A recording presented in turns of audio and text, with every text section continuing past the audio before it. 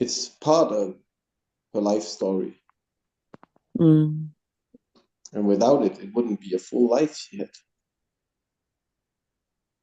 So, Mm. but of course, it's hard to watch her just lying in the bottom of the cage. Very hard.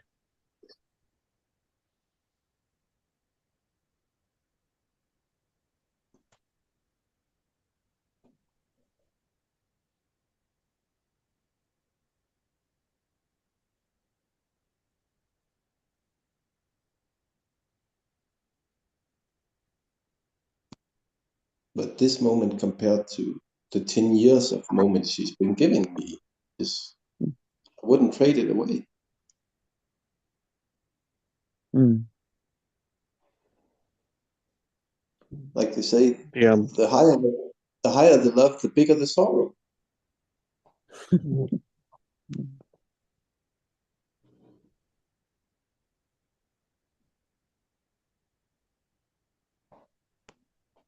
Mm.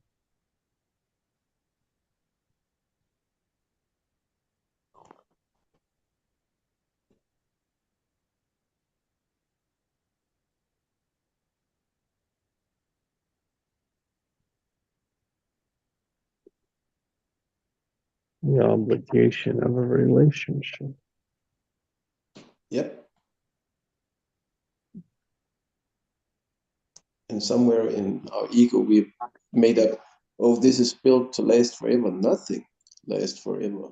It may last 40, 50 years, but one of you have to die before the other. It's very rare that both people die at the same time. Mm. So the bigger the love, the bigger the sorrow.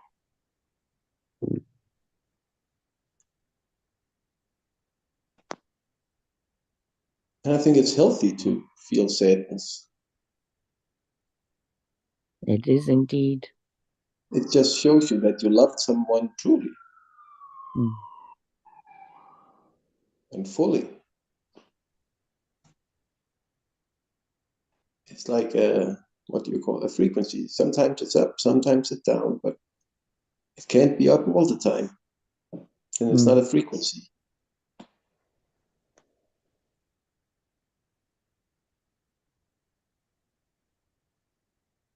It's like climbing a mountain. You can only climb to the top, then you walk down again. Walking into a forest, you can walk to the middle, then you walk out again. Everything has a natural order. Just a lot of us Mm. don't want to see it.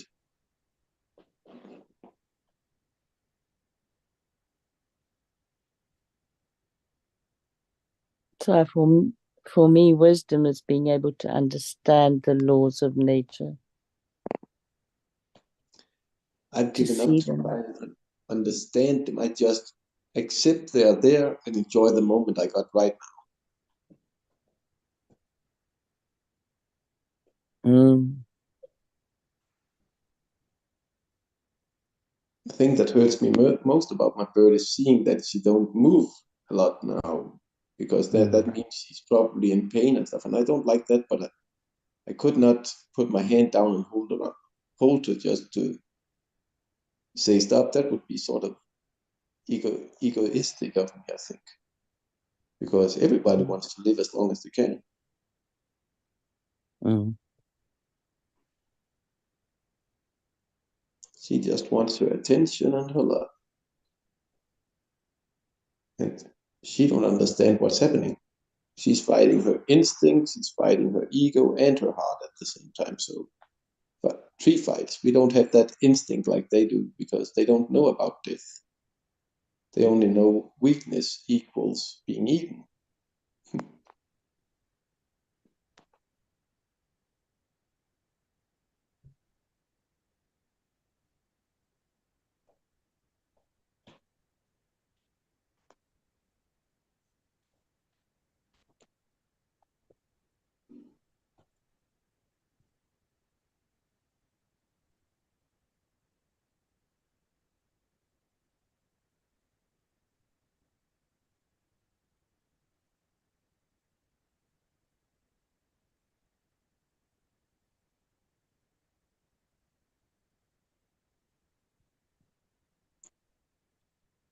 Funny how we want to avoid it. Yeah. Mm.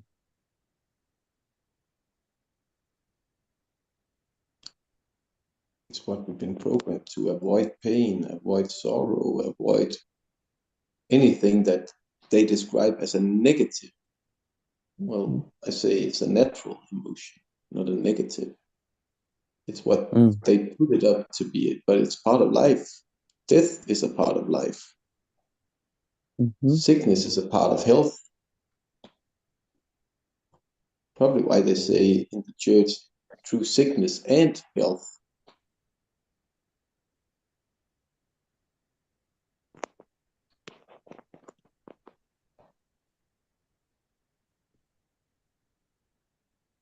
You can't have one without the other.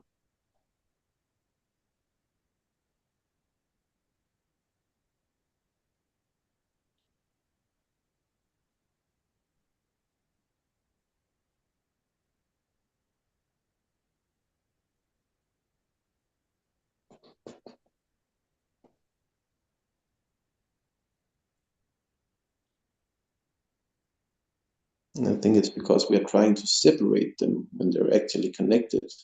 They're actually one. They're just part of each other.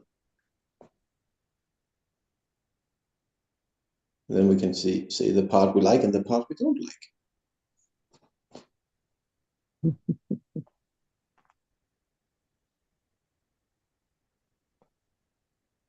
You can't watch a movie and start at the ending. Not much fun. You haven't got a clue who the persons are or what. You have to watch it from the start, even though it might be boring. It might be sad. It might be everything that you rather just watch the ending and see how it turns out. Well, nothing happens that way.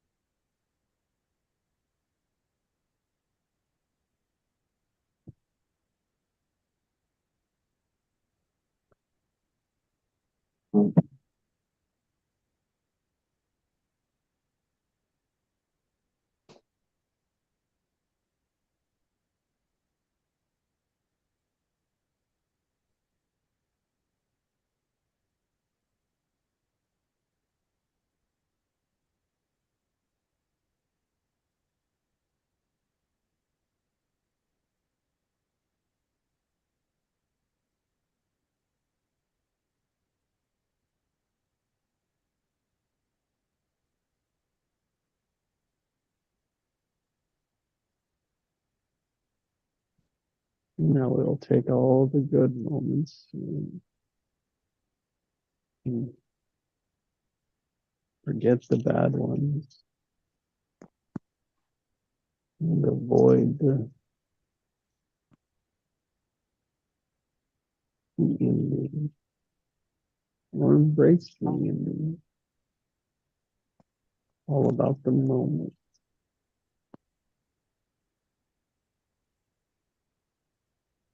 Well, if you look at the bad ones, they're often followed by extremely good ones. Mm-hmm. The bad ones gives possibility for growth. Right. We change the direction. Leap forward. Yep. It's just that we don't like because we start to emote about them. But if you just take in the knowledge and drop the emotion, the emotion is the ego's way of telling you and actually living in the past with it.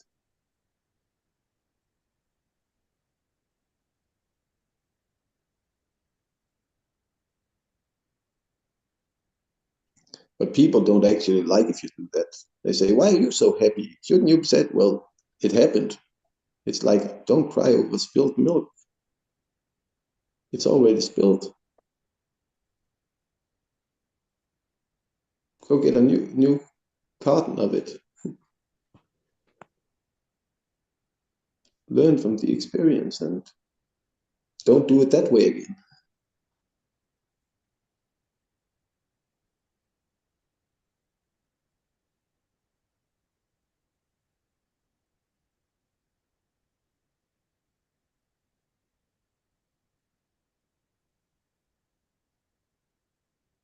But it took me a long time to learn that.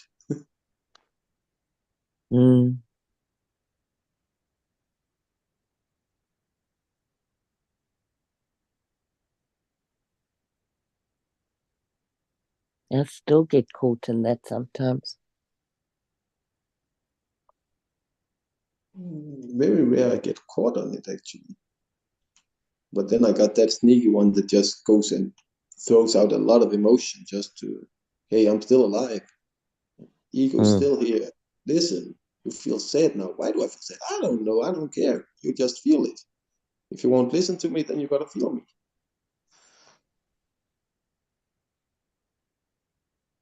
So you can't avoid those emotions always. But I actually found that you can build on it. Since you don't know where you get it from, you appreciate the good times way more.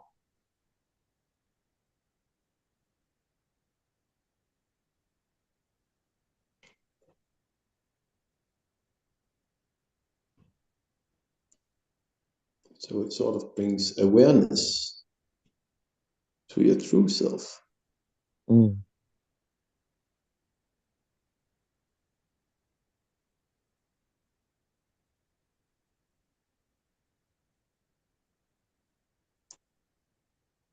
I have a feeling those moments we get stuck in is sort of a reminder. So we can remember how good we actually have it right now.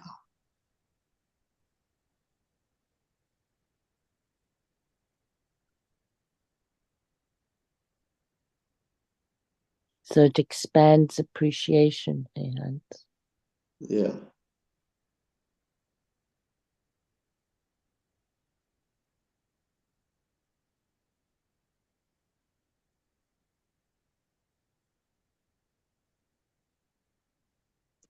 I like what Joe has been talking about, laughing and smiling. It actually, if you bring that in, it's hard to feel sad when you're smiling.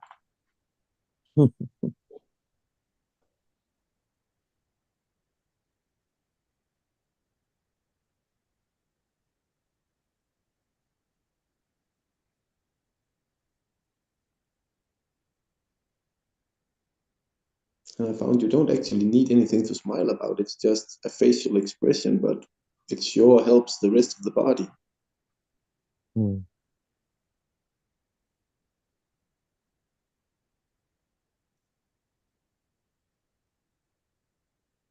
like a chill pill or something.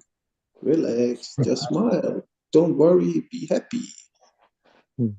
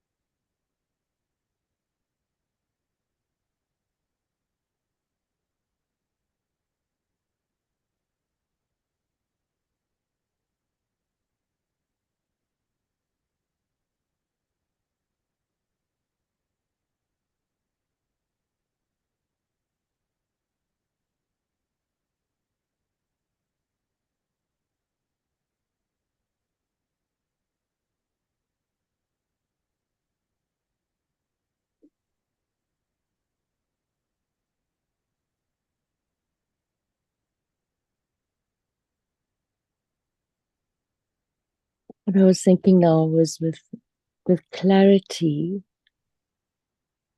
the word that comes alongside it for me as I was sitting with it is definition.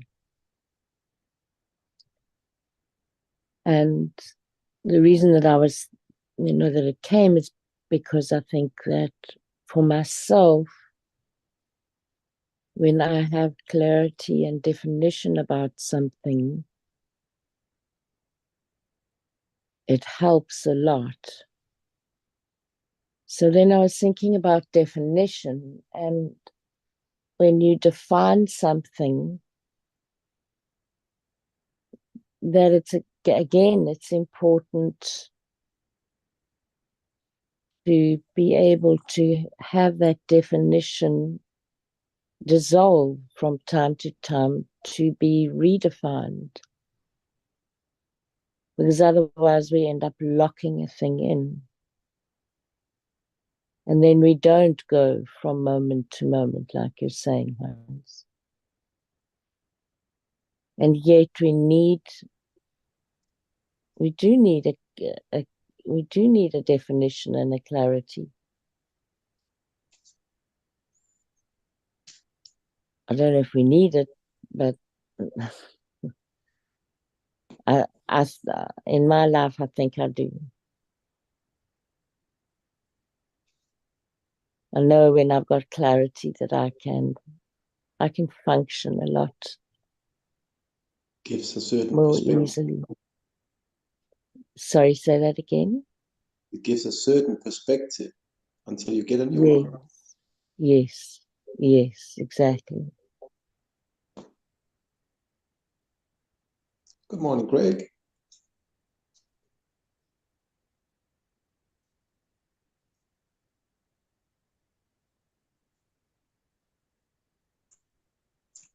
And welcome to the moment.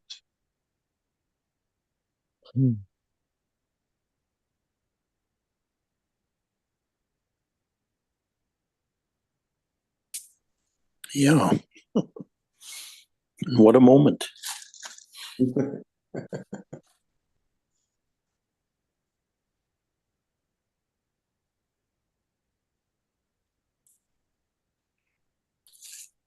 Hans, you were talking about your bird,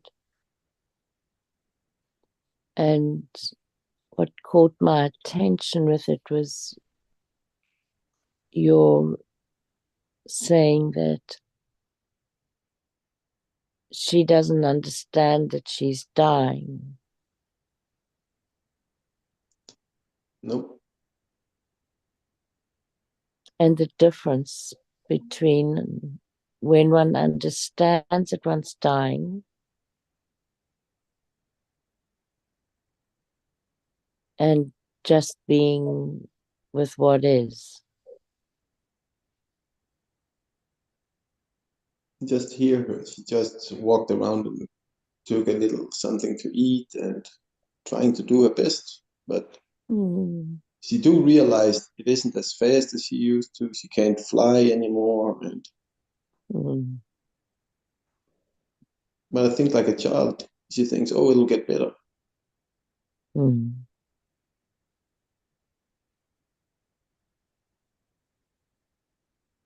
And for me, the comfort in it is that it does get better when the body gets dropped.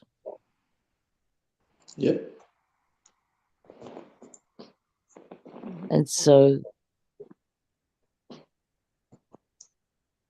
death and life are both moment to moment. I think that's what she really taught me, is living in the moment.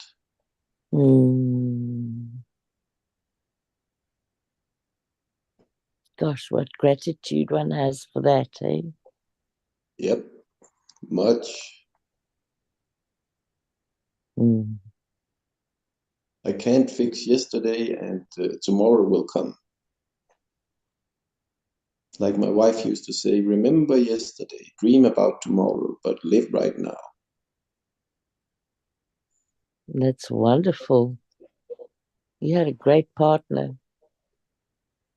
Yes, I think she was my soulmate. That's why it was kind of hard to watch her go down because I didn't understand that part, how she couldn't just be present.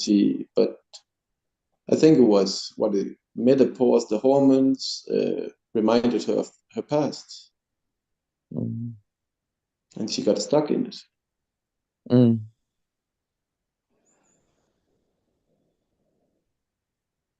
That's the danger about thinking about past. It's getting stuck in it. Mm.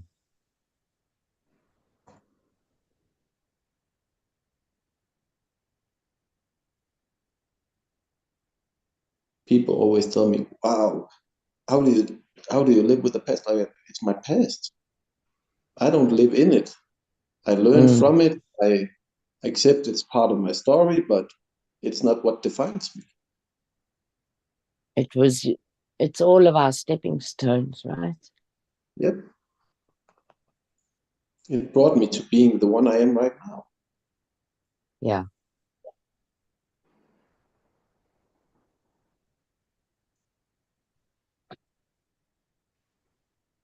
And I changed my perspective. Instead of seeing, oh, I lost my children, I see I have happy children.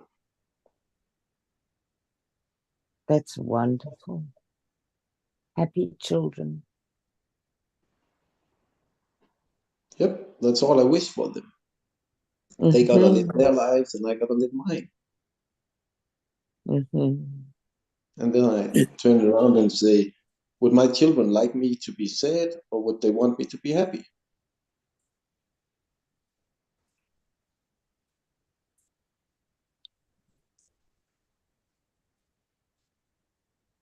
So to be the best for them is being happy in the present for them.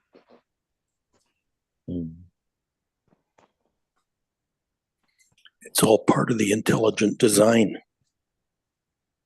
Yep.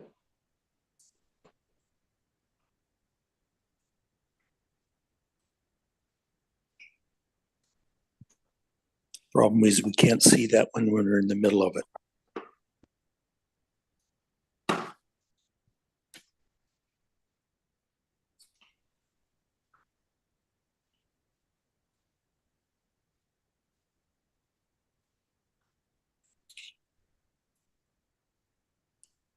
Good morning, Craig.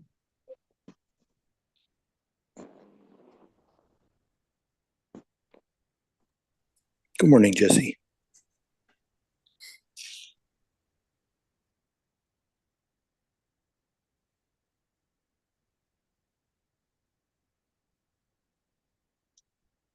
Just as easy as it is to choose happy every day, every moment, through everything, or not. It's not, that's not the measure. Happy is not the measure. Awareness of them is, of the emotion, of the feeling. And my lesson, as I think as you were speaking about it, Heinz, is when I have blank, then I'll be happy. So just that attachment to something else, to dictate, to control the feeling, the emotion. Exactly. Like when I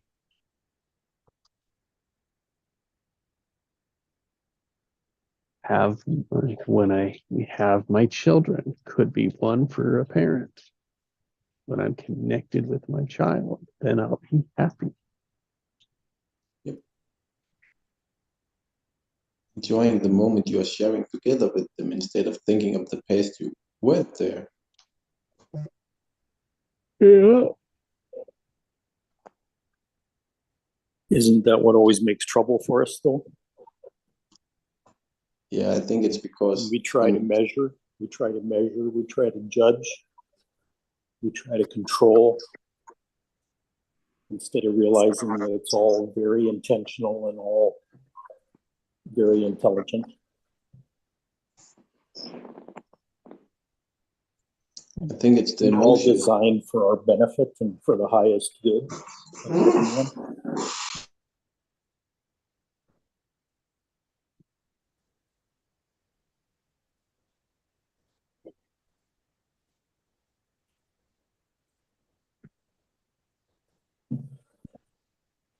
Morning, Sindrell.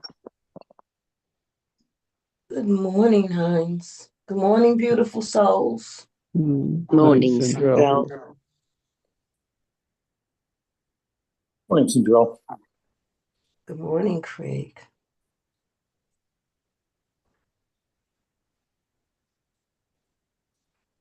I have to tell you, I've been listening on YouTube and it's been very inspiring.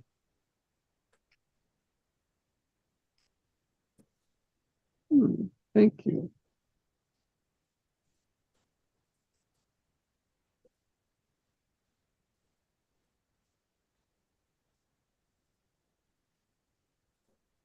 I've been listening to your thoughts, your feelings, your perspectives with curiosity and wonder, and the wonders of myself to explore my own thoughts, my own feelings.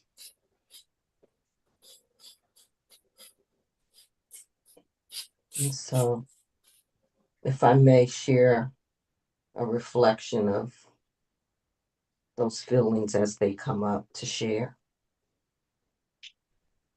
Please.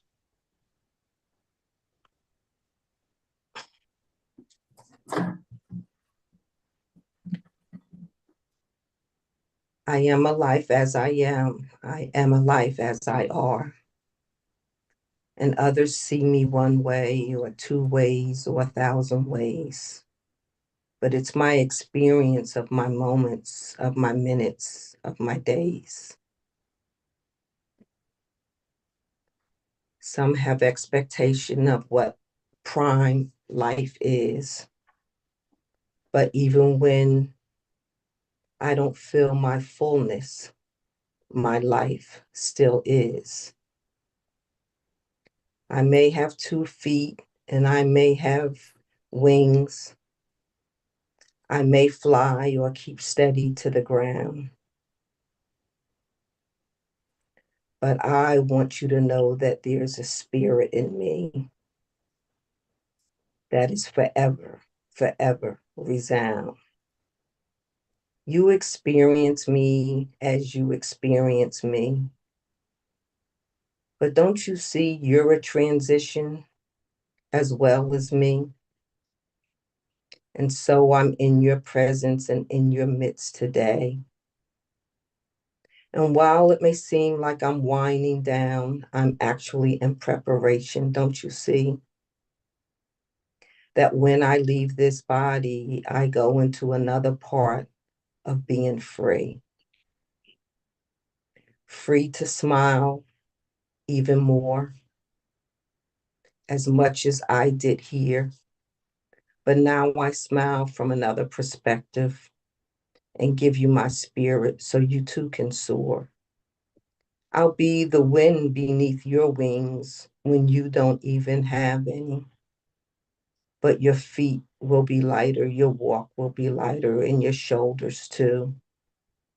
When you get to remember those precious moments and that joy I brought to you. So fear not my transition. I'm freer more now, more then than now, because I have expanded my freedom in this body and now beyond somehow. I take flight that when I tweet above the sky in another wave of the wind, that when you hear that whistling, you'll hear my sound and you'll feel the wind beneath your wings. You'll walk a little lighter and a little higher because your wisdom will too be released, to remember the wisdom of the past, and that wisdom we gain and never cease. And so our smiles are choosing smiles, and sometimes they just well up from within. But it's the wisdom when we know that giving a smile will give another one something more to know that they too win. They win whether the transition is going through a dark channel or hall, that there is always light from within that has been given to us all. So take these moments, these minutes, making memories into days, but holding on to nothing tight, for we live in a continuous energy wave.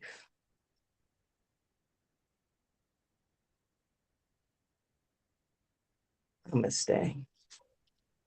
Wow, that was beautiful, Syndrome. So beautiful. Thank you, Syndrome.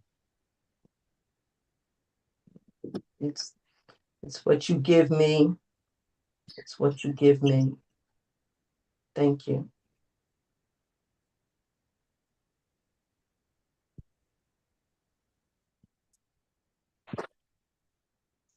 Thank you, Syndrome.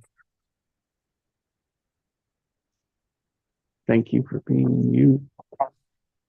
Mm.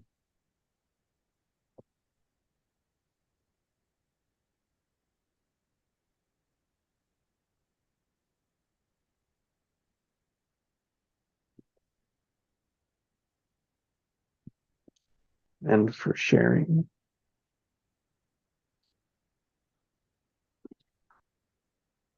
Giving.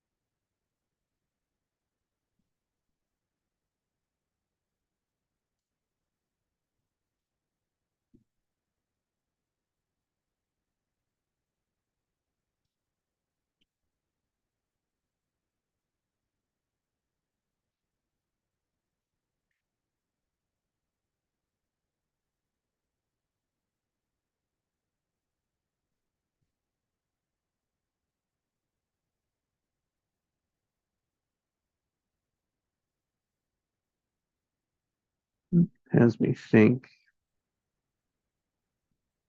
about the fear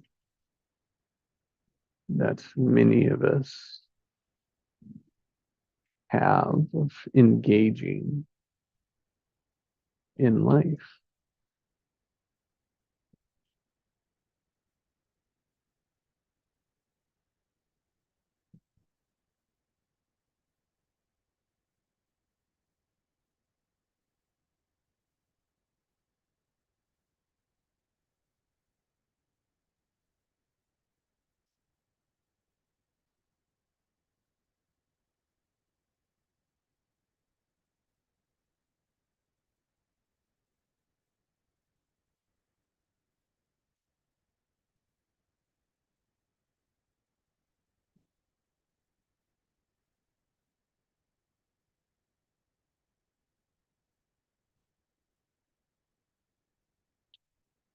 The fear versus the curiosity,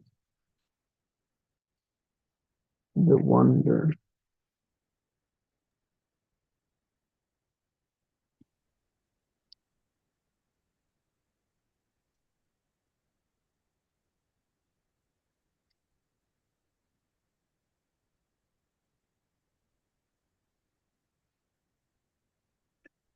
fear of letting go of control,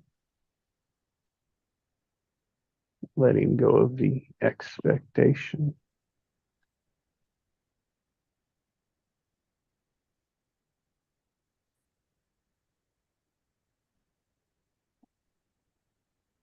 Letting go of the certainty and replacing with curiosity and wonder for each moment.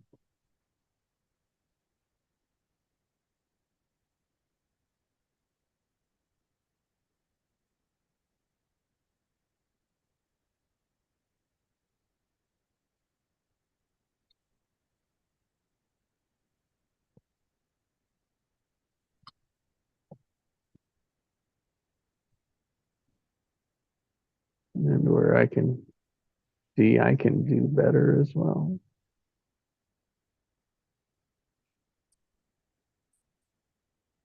Where I can carry more wonder and curiosity. Mm.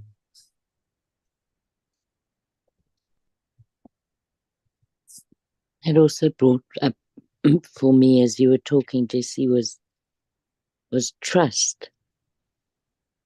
You know, that we need trust to be able to get to those points.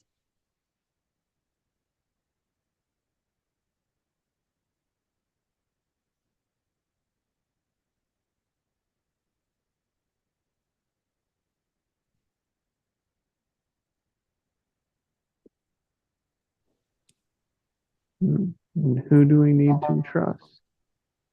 Yeah, for me, it's all about trusting the divine intention Mm. and syncing up with it every moment.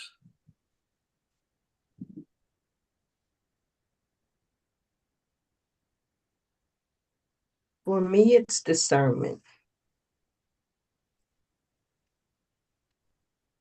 Say again? Trusting, for me right now, it's is having discernment. Mm.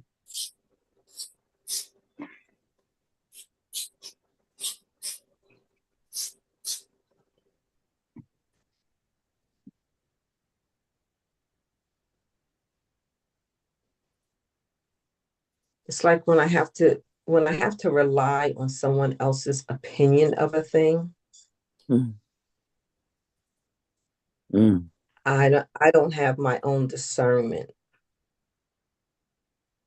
But when I know for myself without need, I can explain, but without needing to explain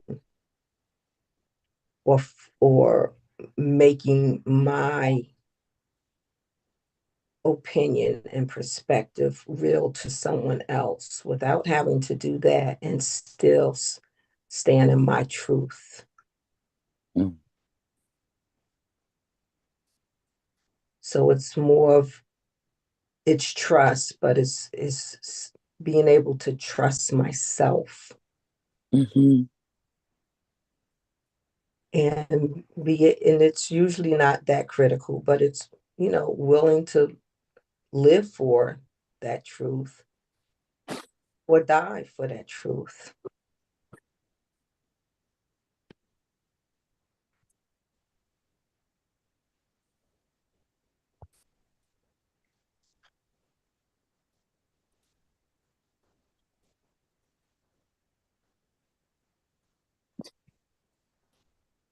Yeah, this new world that's coming is dependent on inner guidance.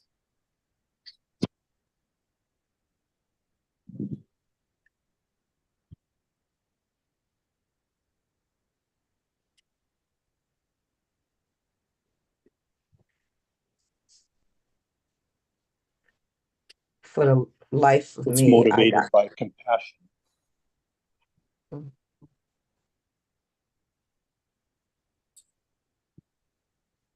Mm. Just as the creator is.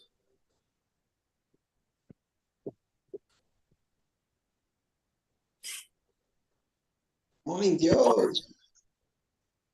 Mm. Howdy, folks.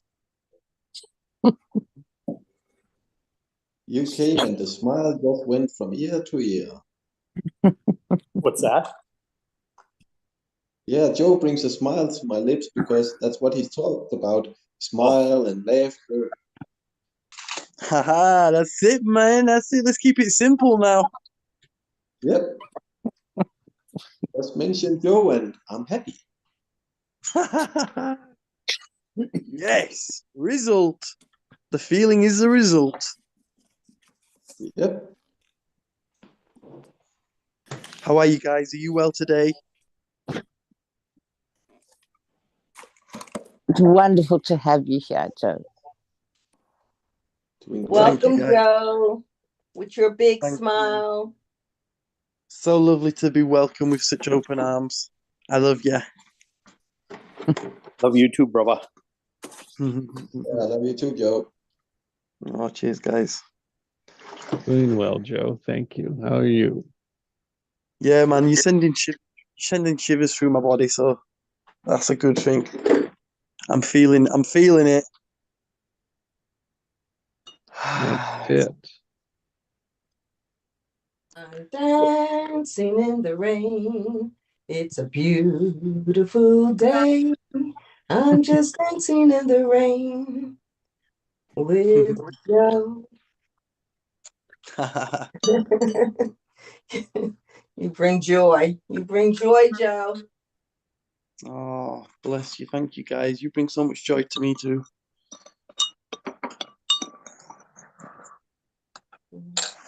Just made myself a cup of tea and we'll sit down and chill with you guys.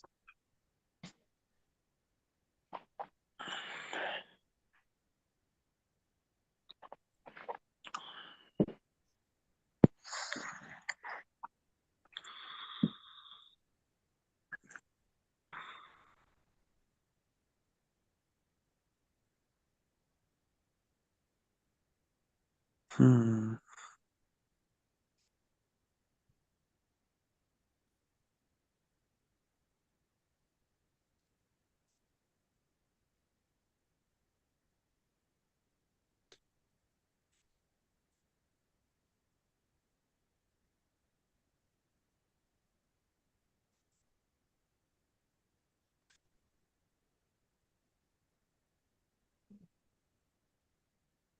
I hope you don't mind too much, Craig, but I'm curious about where are you, where you been, what's the summation of your experience of that you can share over the last month? Where's your growth? Where's your portal zone? What's going on with you?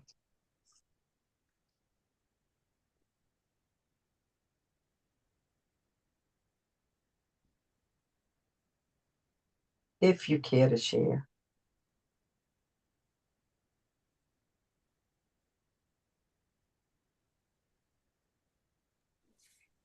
That's kind of interesting. I'm in a homeless shelter in Oregon, a little town called Lincoln City, which is on the beach. And I keep getting these synchronicity signs that I'm in the right place for right now. And I'm in a recovery program, partly for physical injuries that had happened to me in an automobile accident just before COVID happened, and also for recovery from a state of major mental, emotional, spiritual distress that was prolonged over, it was about, from early 2020 until the middle of 2022. So I was under extreme duress for 2.5 years.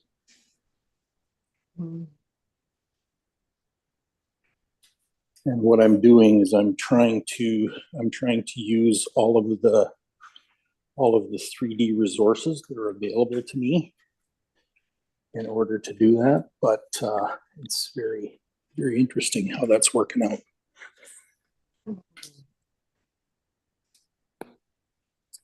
Wow. And every day I've Self-love. asked the question, what am I doing here?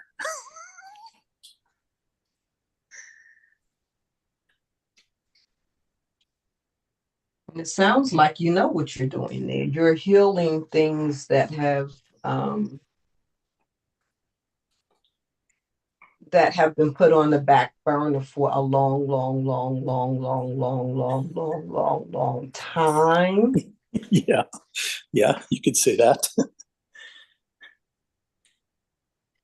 And you're just letting those things get the attention that they need in the aspects of you being you. Yeah, putting attention on things that have been that have needed attention for many decades. Yes. But yet they What's fail. really funny, and yet I'm still impatient. And go figure.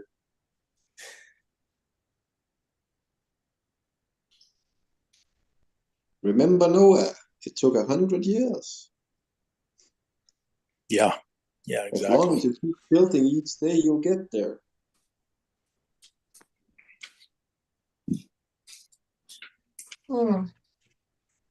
What's the hurry? I ask myself, what's the hurry? I want things fast too. I want the end results like right now. But you Yeah. don't get it by having the end results. You get the experience of it in the journey. in the journey.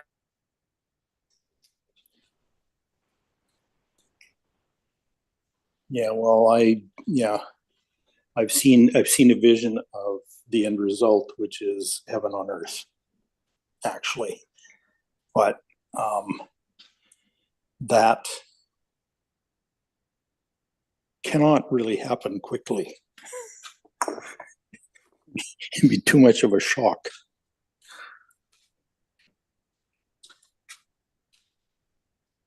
Would be nice to have the experience of how we got there also. Right, and well, that's what I'm doing now, is actually kind of, if this makes any sense, kind of laying down the pathway. Mm-hmm.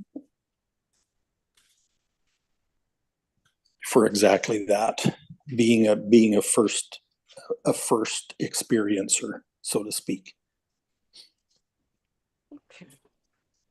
And I know I'm not the only one on the planet that's doing that.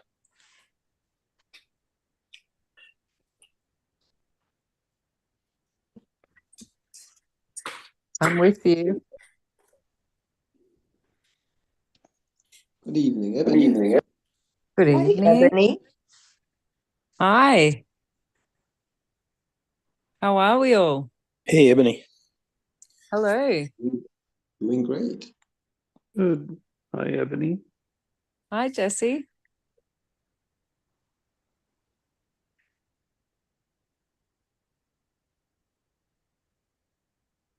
How are you? I'm well. I'm feeling good.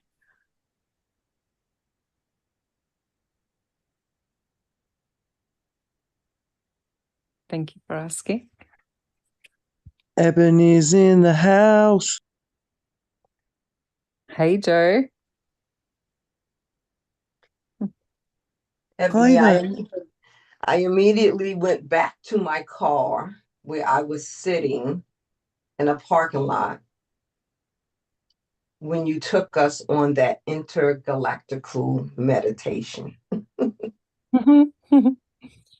How are you feeling?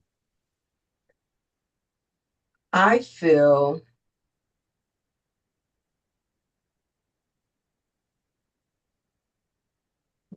the energy of my predominant creative power. And it feels good. It feels good. Hmm.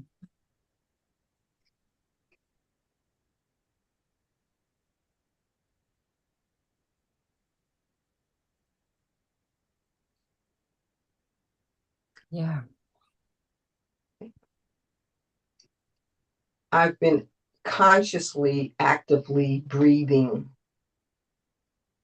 fuller breaths, like my whole stomach, my diaphragm, my chest. I've been noticing I've been taking those inhalations more consciously, like enjoying the full inhalation and exhaling. Yeah, I found myself doing that a lot more consciously recently. And I've even like started talking to my water before I drink it and giving it lots of love. But on that, Yes. but literally like when I do a full breath, it's literally on that first breath. Like I'll notice, okay, I'm gonna take a full breath now.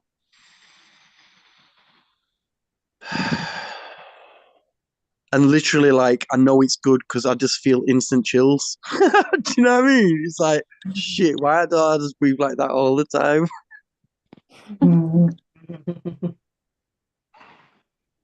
But yeah, it's just good that I get that instantaneous like result from like a proper inhalation and exhalation.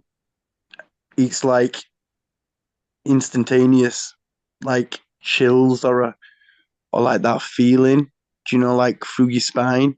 And that's an awesome sign to have.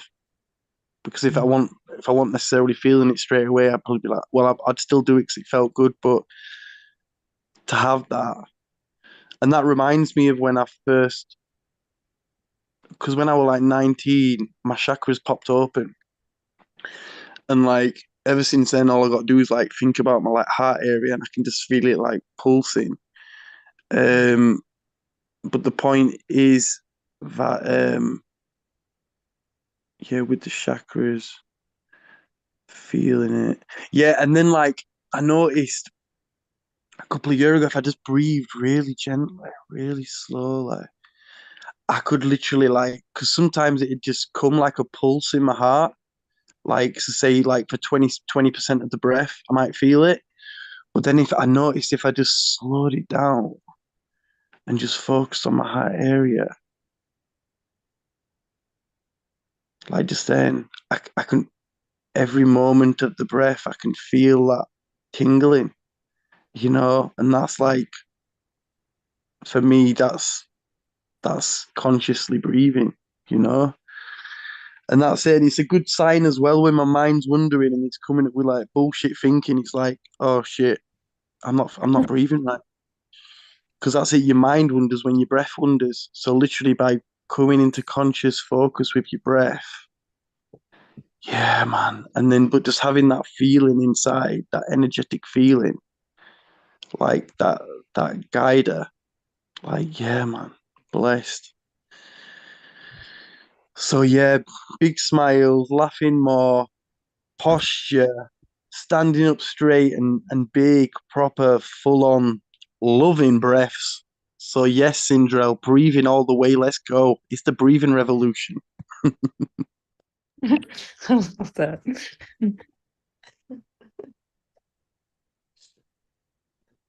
I love that you said you with your water, this Thursday, what's today? Last Thursday, um, I had a moment of thinking of, how we make those triggers and how we have triggers and, that overcoming those negative feelings with positive feelings and how to calm down like anxiety or just anything that you don't want to, doing your override with it, with planting your own triggers. And so I got a trigger that I'm so excited about. I've been so excited about it. And instead of having like impulsive negative triggers come into my space, I create what those triggers are. And so my trigger is water. Like every time I think about water, because I've spoken my affirmations into water, So now every time I see water, drink water, it just like, phew, yeah. So I've created a very natural, positive, good trigger. And I've been sharing it with a few people, and it's been great.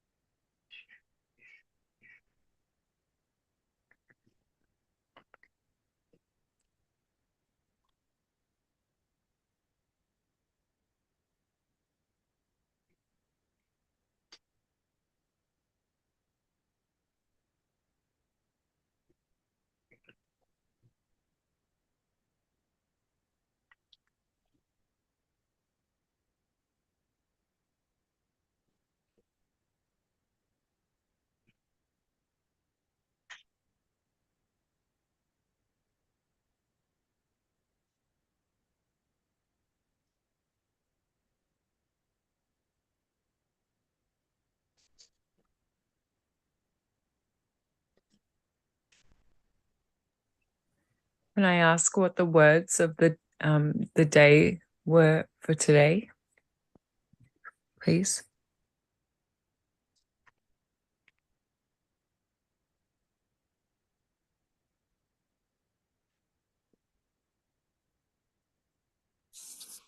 Mine, which I never spoke yet, was coherence. Allison's was clarity and completion. Mine was moment. Mine is discernment.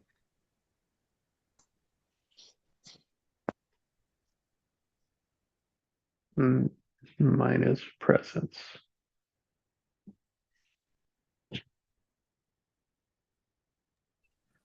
Thank you.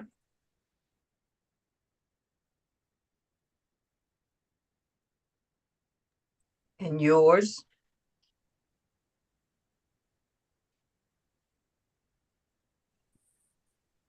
I'll add connection.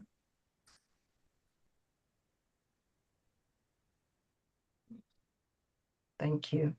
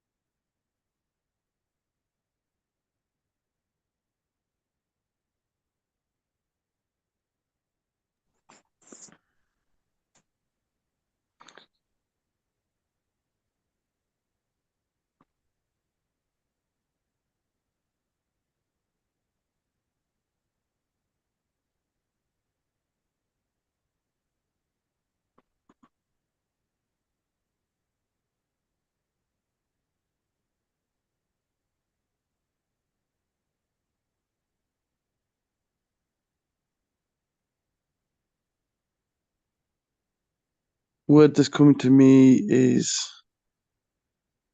relax.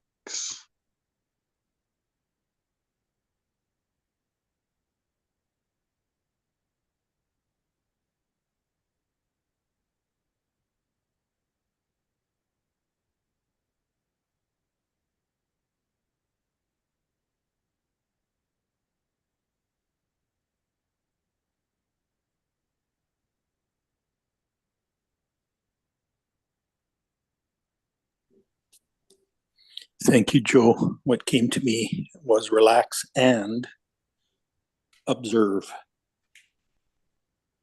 Mm.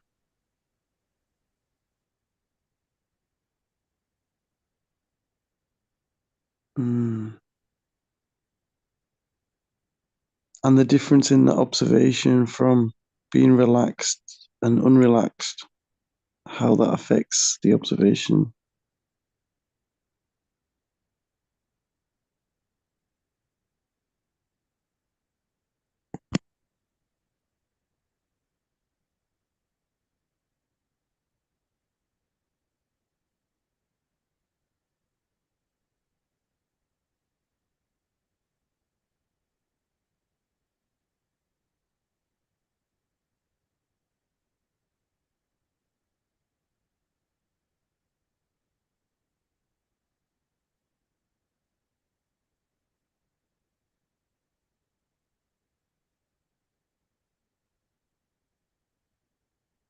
Mm.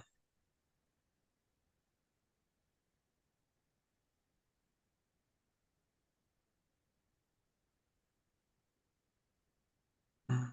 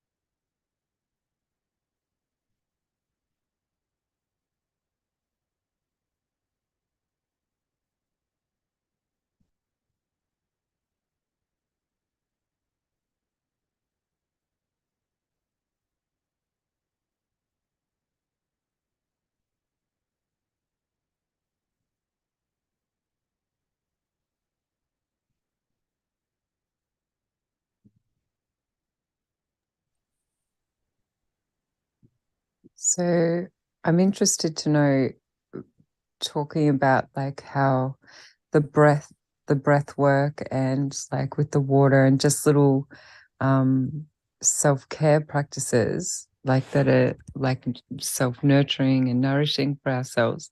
Do other people go through like cycles where they sort of like either get obsessed or focused on doing certain things in their daily routines to care for themselves, like in a holistic manner, like not just, showering and getting dressed, although that is like, that's like a self-care thing, isn't it? But like, and yeah, where's everyone at? Like, what are people implementing apart? Is there other things that people are implementing um, to just, nurture themselves? And what are you doing? Like, because at the moment I'm focusing on the yoga, the Kundalini yoga, and some somatic work, which is just stretching and exercises to release built up energies. And obviously chakra meditations. So what is everyone else implementing? What's assisting people in brightening their days, making them feel good and taking that time for themselves? I do a daily walk for about an hour. Today is one of the first days I couldn't walk into the park and get to the forest because everything was just ice today. The snow finally melted, but that just left the ice, so I had to just walk through the city. And when I got back home, I realized, oh, I haven't walked as long as I used to. And then I put over the laundry and went out for one more walk. Yeah, nice. Walking sort of just calms me down. Yeah. Do you find it gives you like it takes you like it allows you to process your thoughts and stuff like this and think, just takes you out of that daily routine and just freshens things up? Yeah, especially when I get to the forest, it's sort of like a whole different density. It's way more relaxing when I come into nature, but otherwise, I don't really think that much. Yeah, It only okay. creates trouble. What sort of trees are in the forest? Oh, it's oak and bøg. It's something that only are in Denmark, and pine. Denmark have a lot of different trees. I don't actually know the names of everyone. But they're like, are they big, nice, really big trees? What's it? Oh, I don't know, because then that'll sound like I'm stalking. So Denmark trees. I'll have a look.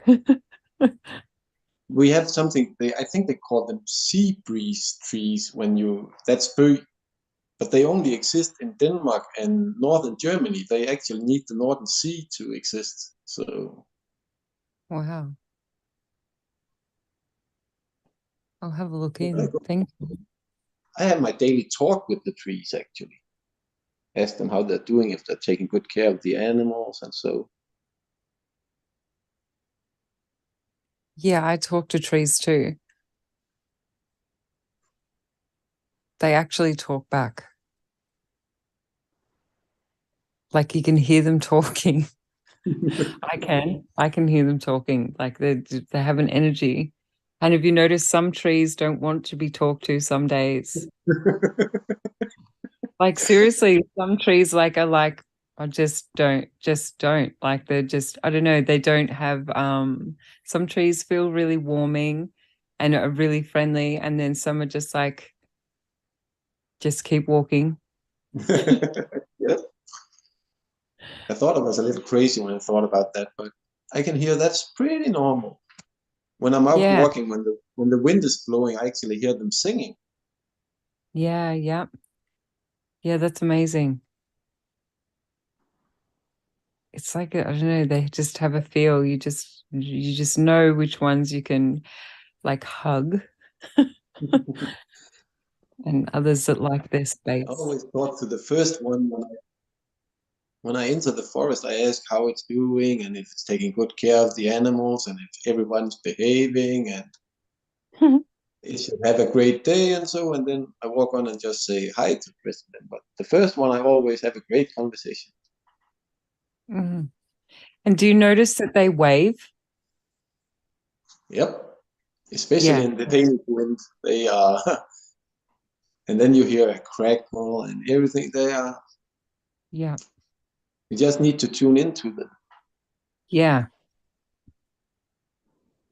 Yeah, I can't help say hello. Like when I'm walking and if I see certain trees will be waving or like, and I must look like a crazy person because I'll just be, and I'll see something out of the corner of my, and I'll be like, oh, hello, tree. And so then it'll, because you can't ignore it. Like there's sometimes they're like, yeah, really, vibrant, try and catch It your isn't. attention. It isn't Mm. polite to ignore them either. No, that's the thing. If they're going out of their way to like make it be known, it's like, okay, you have, yeah, like it's just, it'd be rude. Yeah. Mm. It's nice to connect. Yep, and the energy is way more calm and on a natural level, but it Yeah. is in nature. So, It's a nurturing, isn't it? yeah. Mm.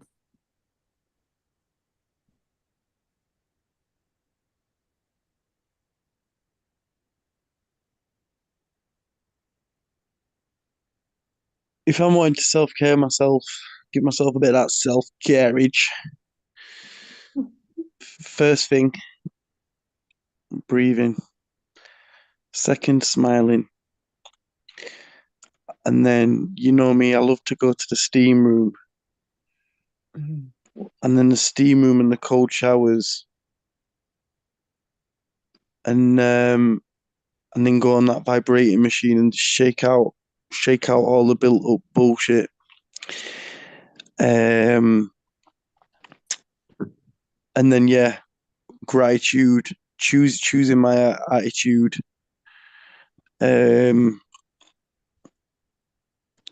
Eating well, good food, and being present more with myself, and just yeah, listening to myself more and building that relationship. Other day, I thought I lost my wallet, and I was ringing up shopping centre where I thought I'd left it, and it just couldn't make sense. And then I did a body test on it. I said, "Is my wallet in my house?" And it said, "Yeah." And I was like, "Oh, for God's sake, man! Like, I hope this is right." Because so I was like, "Is my name Joe?" And he was like, "Yeah." "Is my mum called Juliet?" "Yeah." "Is my wallet in my house?" "Yeah." I was like, "Nice one." And yeah, then he literally I spent all night looking for it, stressing. I finally rung up shopping centre there and got it, and then it just hit me. I was wearing a different jacket to what I thought, and but yeah, like, but that body testing's weird because, like, I've heard it's not necessarily as that accurate. It can, if you're dehydrated, it's not that accurate. It can be like, because I used to do it when I was in a relationship, and I was like, "Yo, should I stay in this relationship?" And he'd be like, "Yeah," and I'd be like, "Oh, for God's sake, there's something going on. What is going on?" Craig's like, "Well, there might be a miscommunication here." But that was crazy though, because if I can build that trust, because that's it, the body knowing that the body knows it, but still, when I got that yes, there was still part of me thinking, yeah, but really. But anyway, so yeah, listening to the self, because self knows, man. Mhm. And yeah, Anyway, Joe, how do you do that? How do you do your body testing? Because I know there's a few ways, isn't there? So which way do you do this? well, when I got taught, it was like you think of something that is really good, and then you see where you feel that, and then you think of something bad, and you see where you feel that. And it was meant to be originally when I was taught, it was meant to be like a yes in the heart and a no in the gut. But for a no, I just get like a double pulse in my heart. So for a yes, I get a single pulse, and then for a no, I get a double pulse. Oh, that's cool. So it's Yeah. Yeah. So it's like actually a matter of tuning into how your body works for you in bringing through the message, but it all starts with a feeling. Yeah, and like I'll start off saying like, is my something I know is a yes and something I know is a no, so I can know that I'm getting them signals, and then it's like, ask the question. Oh, I'm going to try that. Thank you. Yeah, I got trained up because like that's like one way you can do it. You can do it with your finger as well, where you're like holding the fingers together. Like a lot of these guys, I think maybe went through that training. So like you can hold your fingers together and like one of them contracts and the other one releases. But like I found that I've kind of had a natural. It was more natural for me to like feel it in my heart, you know. Yeah, because I was taught with the finger thing, but like it never worked for me. Like it just did. It just never resonated. So I gave up doing it. Yeah. It didn't work for me. I know it works for other people. It just didn't. I couldn't Because make. like it's quite a powerful thing like to be using because the reason why it was part of Magnetic Mind was because like when you'd be doing like a group kind of shift, like you'd body test, you'd body test. You know what I mean, is everything shifted here? Do you know? And like, and it's having that body test, you know, to know whether all right, is it fully shifted? Do we keep on going? Do you know? Blah blah blah. But yeah, these guys. Do you guys does anyone does anyone else in here do that? What's it called? Is it called kinesiology? Yeah.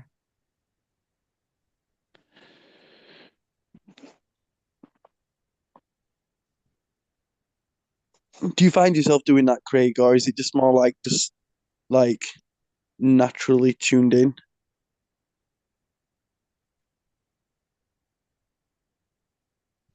Yeah, I tried a lot of self muscle testing things, and a number of them worked for me. But now I just go with the full body, just with full body sensing. Mm. And it's around knowing. It kind of makes sense to tune into how you're feeling. That makes heaps more sense now. Mm, Like to do it that way. Yeah, that's one of the things too when you get into gene keys and human design. One of the gifts of that is finding out what your internal authority is.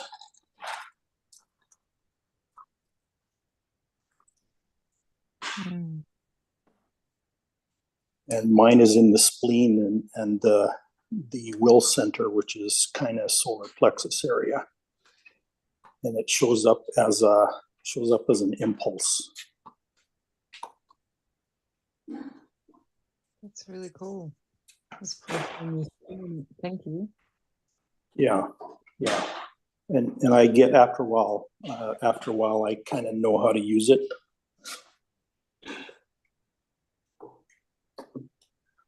But I'm still learning that,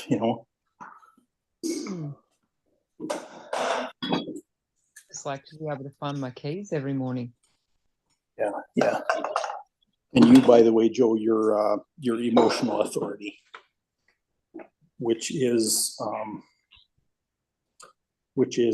catch the emotional wave Okay, and when it's at equilibrium, then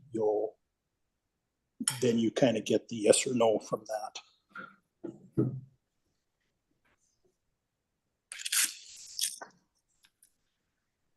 So Yeah, I think you'll be relaxing doing it. yourself first. Yeah, relaxing yourself first is important. And then once you're relaxed, then you'll get an emotional impulse of some kind. That'll be either a yes or a no.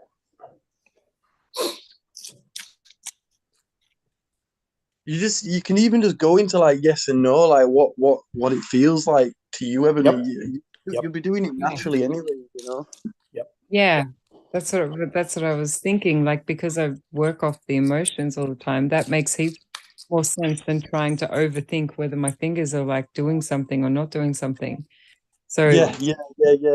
That's it. It didn't. That finger one didn't. I didn't really resonate with that. no, then that's why seriously. Find what works for you, innit? Yeah. Yeah, and here's the other weird thing about that is 80% of us energetically are designed to wait, to not act immediately. We're designed to actually wait. Yeah, well, I spend a lot of time waiting to remember where I've put things. That's why I get impatient, Yeah. because everything in my energy is about waiting. Like it just not now, not quite. Mm. It's kind of all about when to react to the starting pistol. Yeah, I do. I know what you're talking And about sometimes there. it's painful. Yeah. Yeah, I know exactly what you're talking about there. Hmm.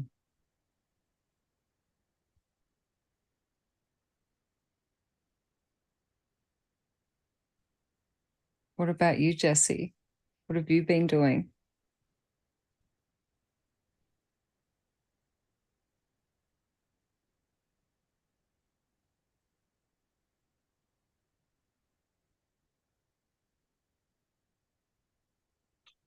In regards to what? To like any of your self-care, self-love, nurturing practices, do you do anything like routinely to kind of like just nurture yourself?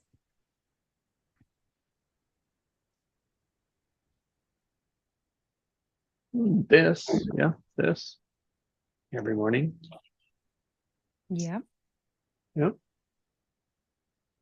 So from the intuition aspect, yes and no, and in a way you just get used to asking the question and receiving the answer and trusting that. And at the end of the day, that's what it comes down to. So, constant practice. And what I call alignment with peace, power, passion, purpose, and prosperity, abundance.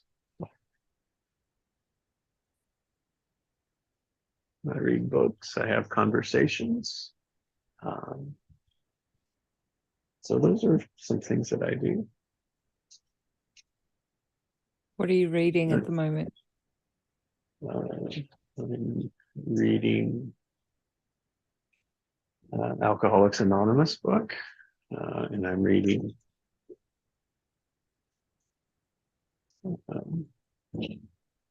let's see, it's a relationship book. Yeah. It's been a good one. Can't remember the name of it though. And I'm reading Thinking Fast and Slow. Yeah. It's interesting. And yeah, I think that's the frame of around the things, and it's sitting like what I'll say. What's in the forefront is instinct and intuition. Mm. Hmm.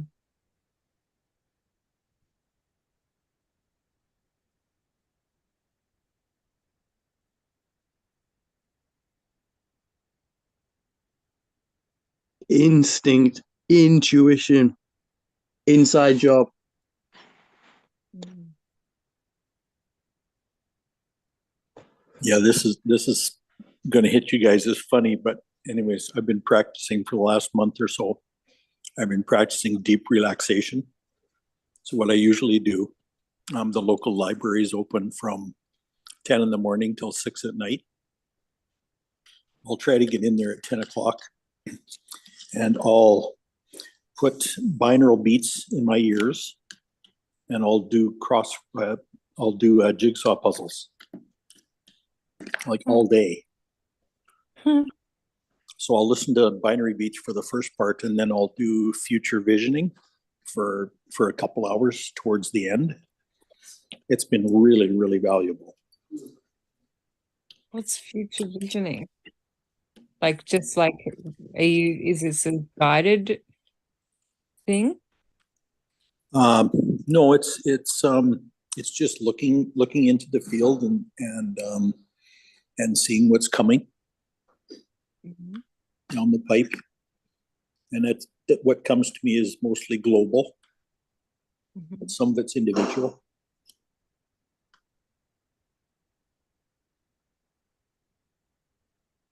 So is it like a meditative state that you go into, or is it? Yeah. Yeah. Yeah. The binaural beats kind of keep me in the theta state, or maybe even delta. And when I'm there, I can do amazing work. Mm.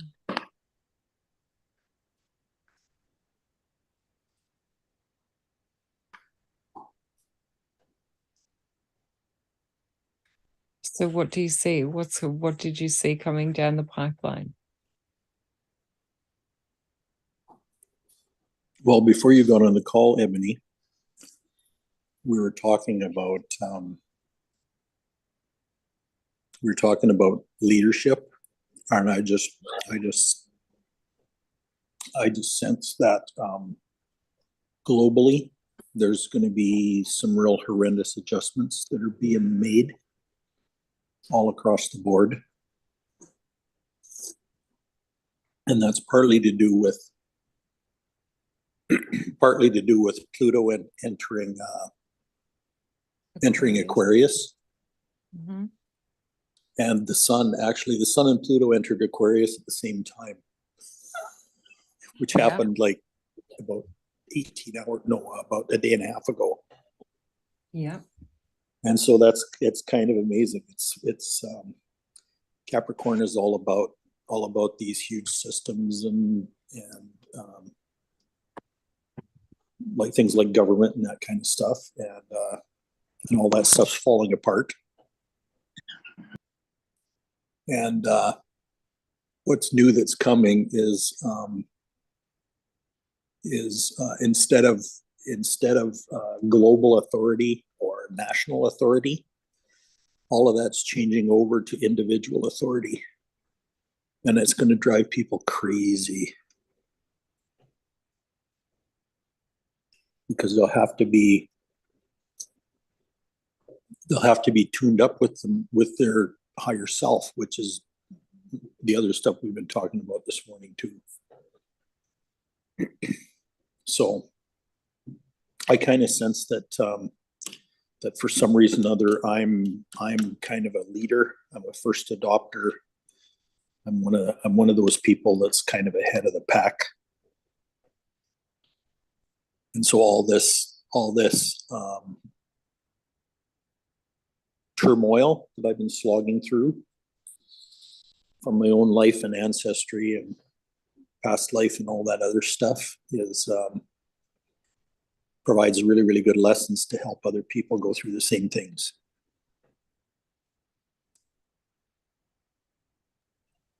100%. It's mostly about deconditioning from the dark, heavy energy, basically. Yeah.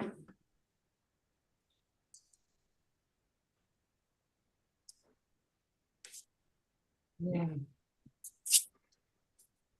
Or flushing greed out of our systems.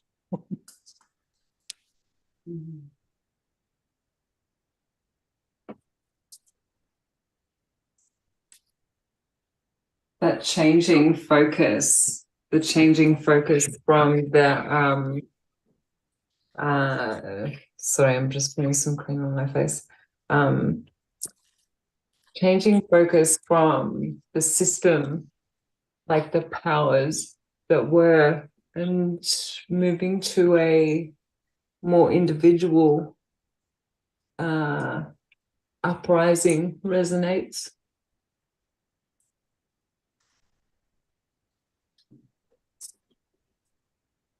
Yeah, A that's lot. basically it. So things will be a lot more communal, a lot more family and neighborhood-ish, if that makes any sense. Yeah. An interdependent colony sort of things.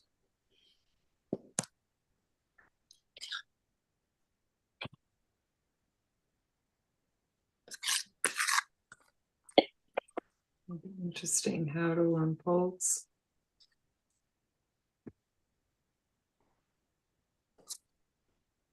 No use for consumerism anymore.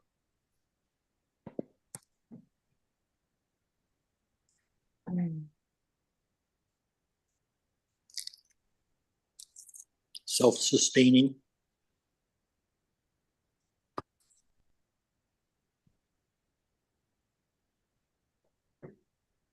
Using the genius we all already have instead of assuming that none of us have it. Or that we have to buy it.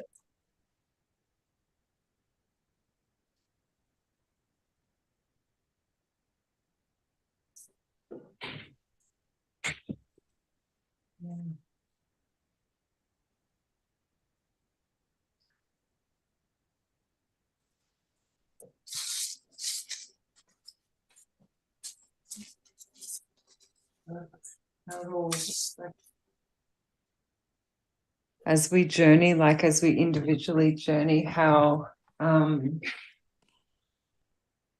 our journeys reflect all these changes, because that's where it all starts from. And as you say, as we move through all the old energies and start creating and integrating the new, that's when the changes start coming into place, yeah, because they reflect once we start integrating the new. And so it's going to be really, it's going to be wild watching it all unfold. Yeah. And yeah. Well, and that's an internal operation. Absolutely. Inside everyone. Basically, we live in a society that was invented by Henry Ford so that he could sell his automobiles. I mean, I'm being really simplistic about that, but that, you know.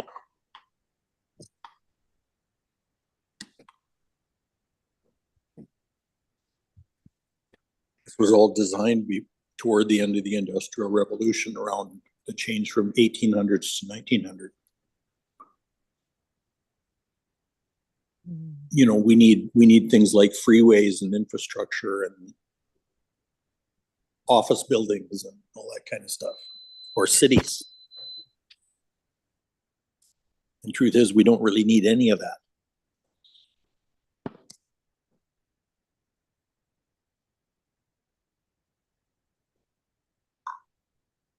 And we certainly don't need the stress that came with it.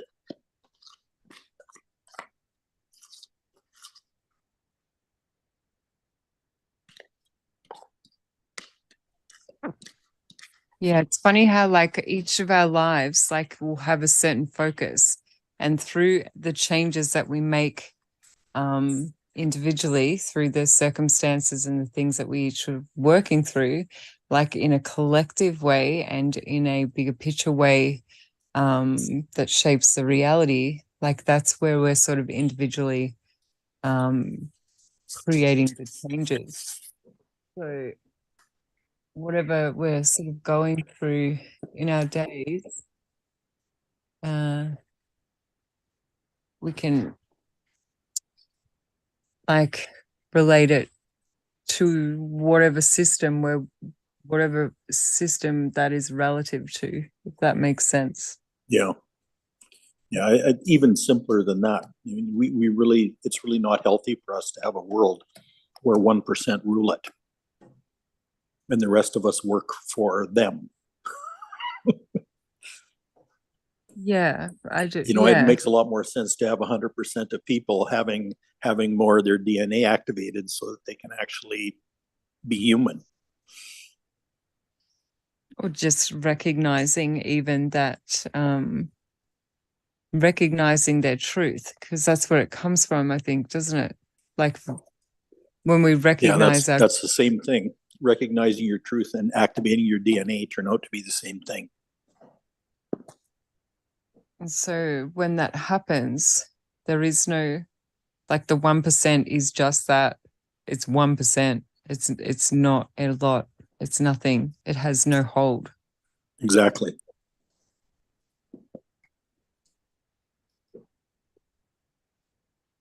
That we all could just work for humanity instead of they working against it.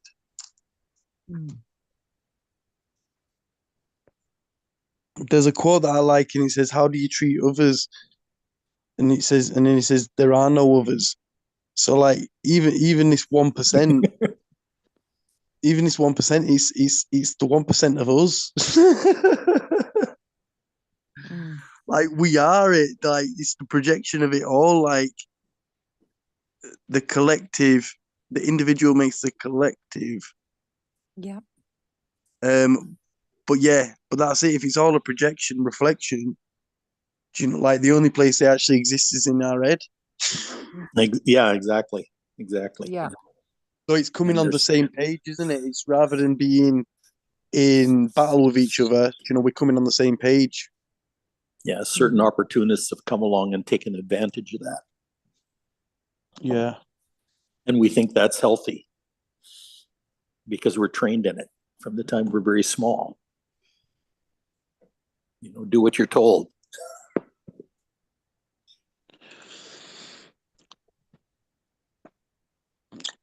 But if it was like the whole population being open to this, would it actually be like the whole population? Is it not just like a percentage that's actually open to this, and then a bigger percentage that's just sleepwalking? Well, eventually it's going to be the whole population, but that who knows how many 100 years that's going to take.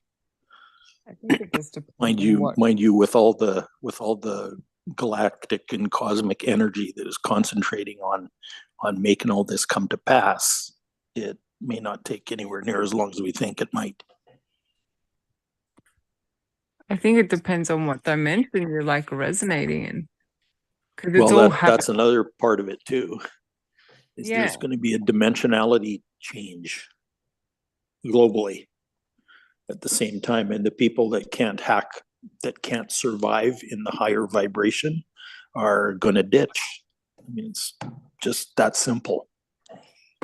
It's already like happening. So because the multi-dimensional self can access the different dimensions. So depending on where we're resonating, each of us is what dimension we can directly gain access to. And so there's some of us that are moving into different dimensions at like second speeds, and we have the ability in us to move through these dimensions, and half of us are like moving through without even realizing that we're actually moving through the dimensions. It's only the outer reality that shows us where we're sort of vibrating or resonating. And so that's how, like, that's why we're trying to dump all the stuff that is not necessary in that density within ourselves, so that we can become lighter and move our physical bodies into the higher realms.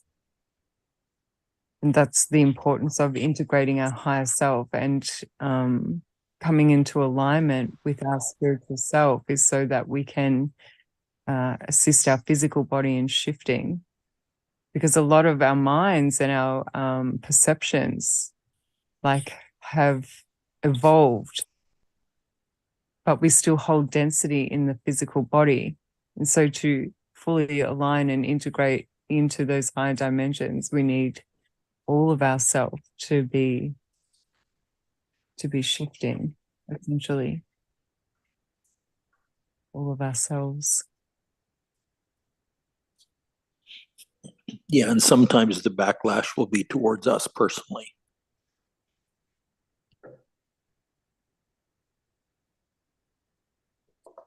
What do you mean?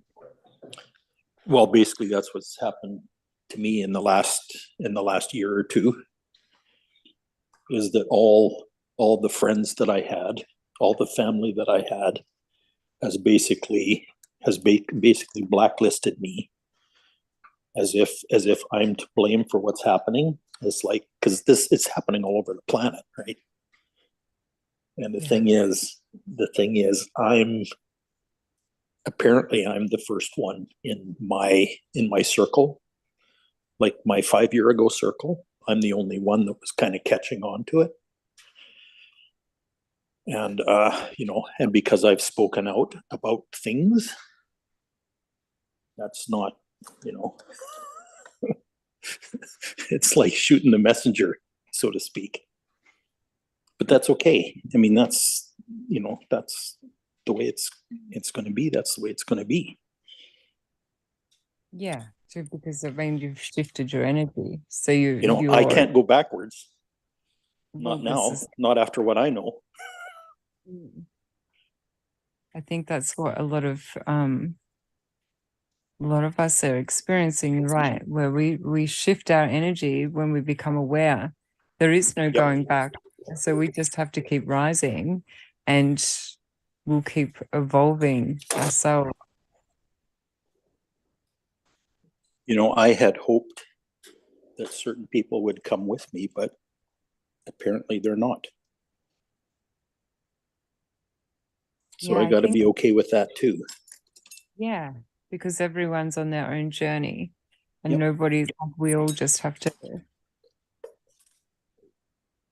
just do what we need to do.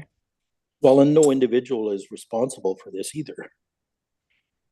No, it's a collective. It's happening all over the planet. But people don't realize that either. I think more people are coming on board as like the energies increase in the lower realms. Because but the way this shows up internally in people, right? It's kind of a brand new unease of some kind. Yeah, the unease is potentially because I see it in energy. So it's like a shift in energy within. Yes. Which creates the outer reality shift. And that unease sometimes looks like the loss of friends and family, but is it a loss or is it a shift? Well, yeah, it's probably both. Well, yeah, it can be, yes, absolutely, depending on the perception. And the resonance, because there's the lower the vibration, right, the more we experience pain and loss and hurt, but the higher vibration that we hold, we can observe and understand it for what it is, and it just becomes it just is, without the right. But we need to process the emotion first, because we are human as well, to be able to get to that point, or at least see the point. Which is something that Joe introduced us to a little earlier in the call.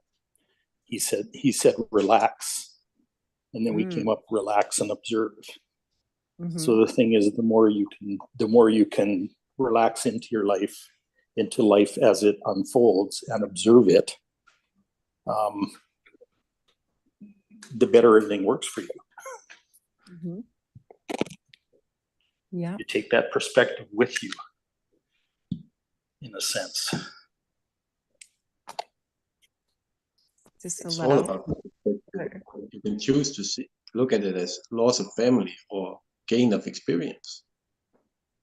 Mm. And And I have the feeling that the reason they didn't follow you was because their ego said, "Look at what's happening to Craig. Do you want that to happen to you?" mm.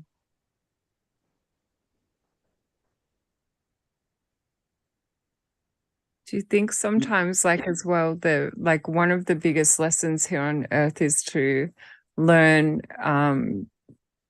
to be unattached to things, because attachment stunts growth. And so sometimes we need to experience detachment in order to know that, like that experience, the feeling of being unattached and, yeah, just knowing ourselves independently and as sovereign beings. There's a lesson in that as well sometimes. Does that make sense? Yep. Yeah, and that sovereign being part is a key to all of it. Because throughout our lives, we've not been taught to live in our power. We've not been taught that we're a necessary part of the cosmos that's unfolding. Those kinds of things. We're not taught any of that stuff. No.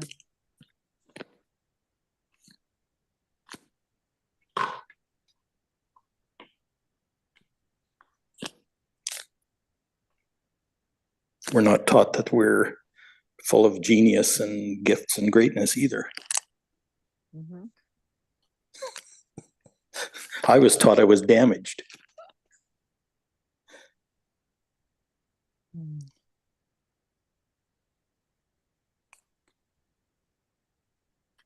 Which was the reason for discipline and et cetera, and behavior modification.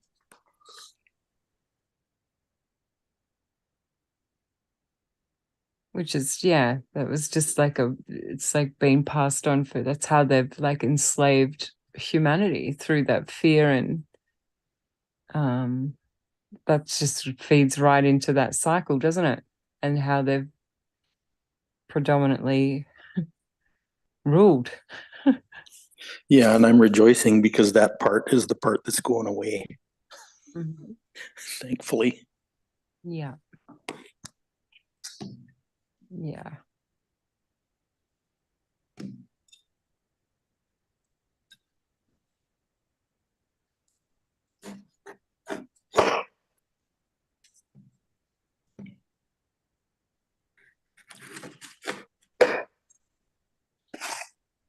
That's the part that my friends and family made up, is that I wasn't conforming to some kind of a standard that they had.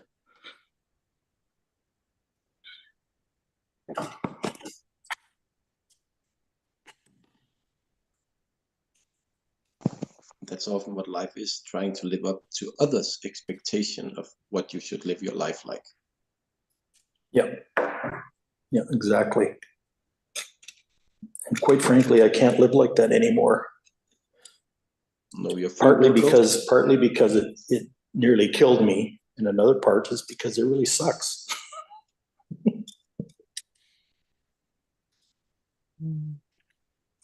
Like intentionally living in slavery when you know better is insane. And I'm just really glad that now I know better.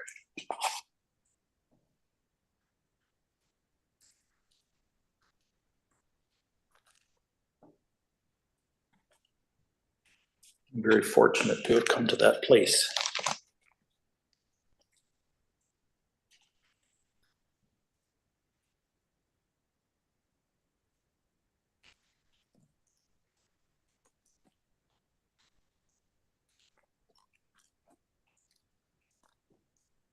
Starting to learn what's healthy for me. Instead of believing what somebody else says.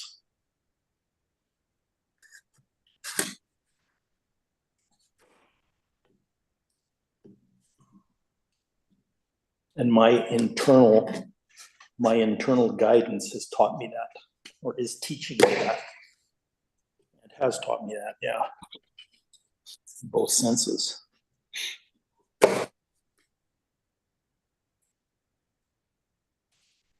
And my muscles tell me this is the truth.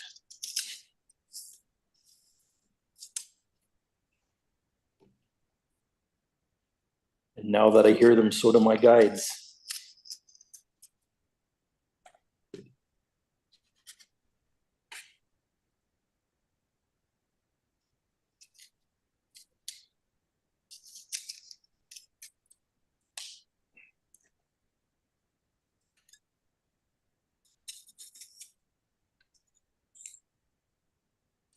So because of that, I'm willing to live in a situation where that I don't understand. Because I can't see the beauty of it yet. But I will.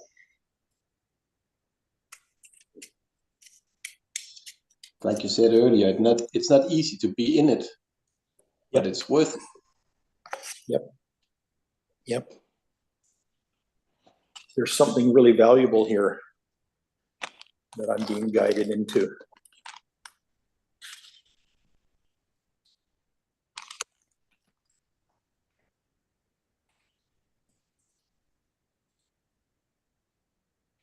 I just don't know what it is yet.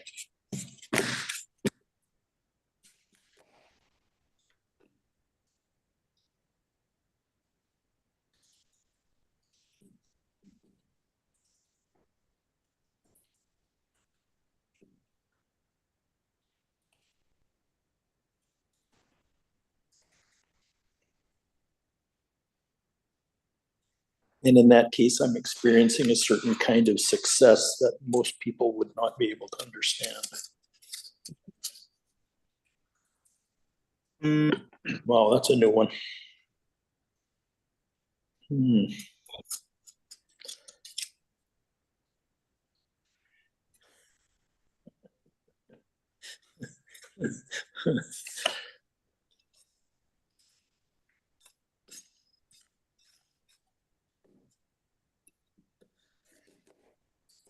By the world standards, I'd be labeled a loser right now,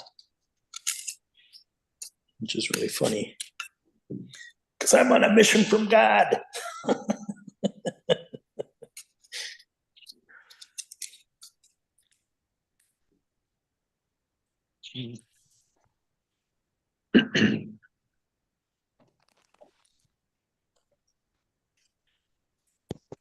I would look at it this way: if it means you have to be like others to be a winner, then I'm blessed to be a loser. Well, our definitions are out of whack. Yep. Generally.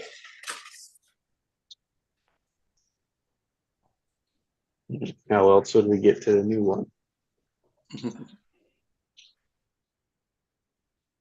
And it's everyone will have to face and confront theirs.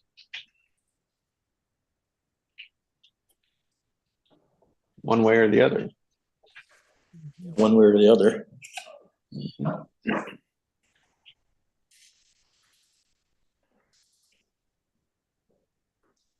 And that's what I was trying to say earlier, is basically everyone on the planet has got to come to that place where it's either I accept my eternal destiny, or I reject it.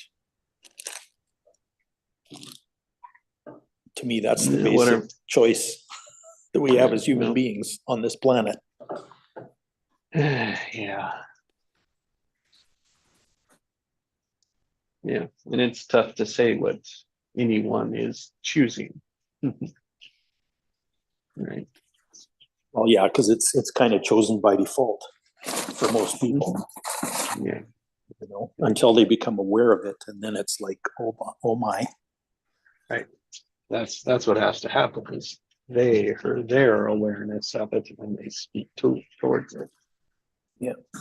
That's why awareness is such a key thing. Is because until you're aware, you don't think you have any responsibility for that choice you're making.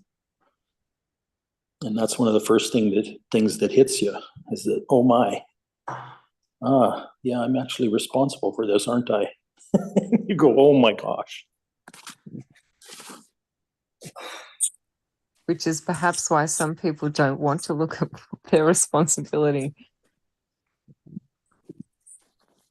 Because then they do have to become self-aware and it's too painful. It's like this. Yeah, well, we've been taught to let other people make our decisions for us. Mm. You know, we're taught to follow authority, right? That's outside of ourselves. And that creates the world that we are living in currently. That's what's created it. And it sucks for about 99% of the people on the planet.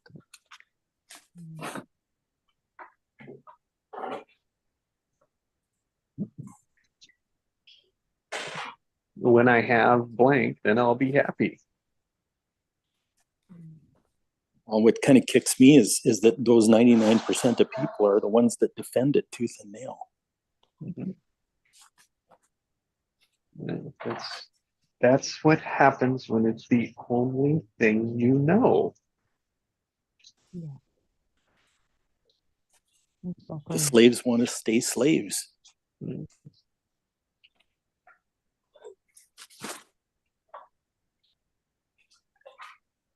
Because they at least know the rules of the game. Yeah. That's safer, right, than the unknown. Yeah. Mm.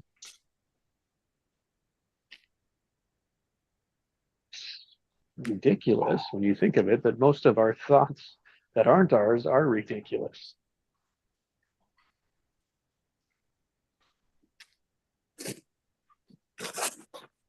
That's why slaves keep getting beaten and re-traumatized and victimized over and over again. Because it works.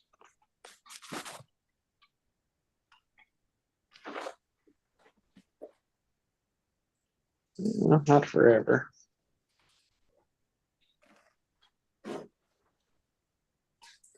The awareness, right? Yeah, we have a little better message, don't we?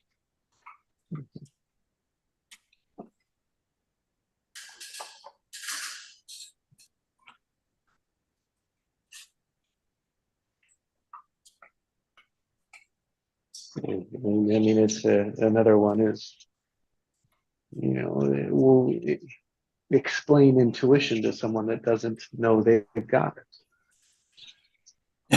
Yeah, exactly. What we were talking about earlier. It's the closest they can relate to is from how I would see it would be an instinct. Yeah.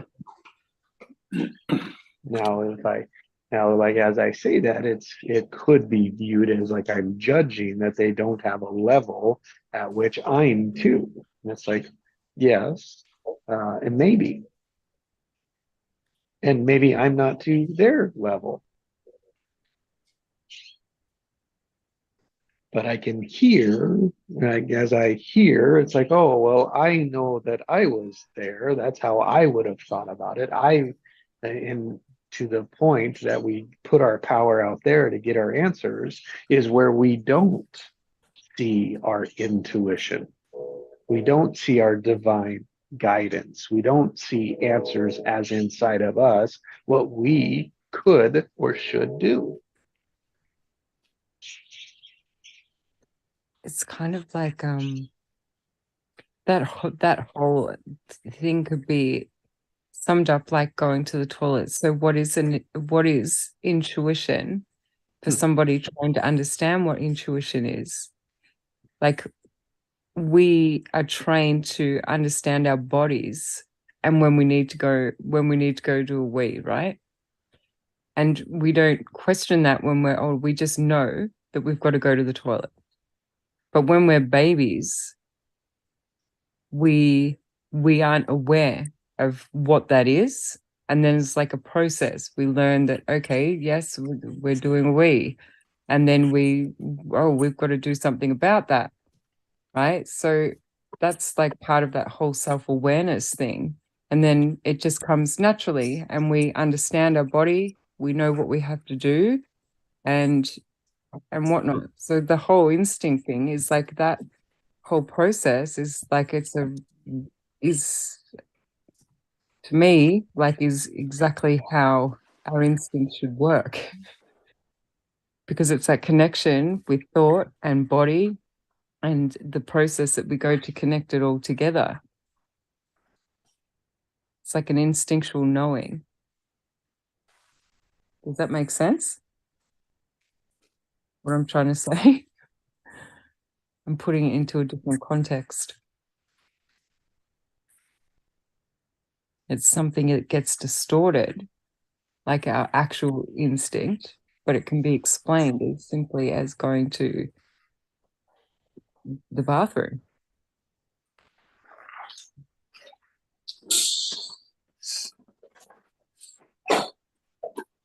Makes a lot of sense.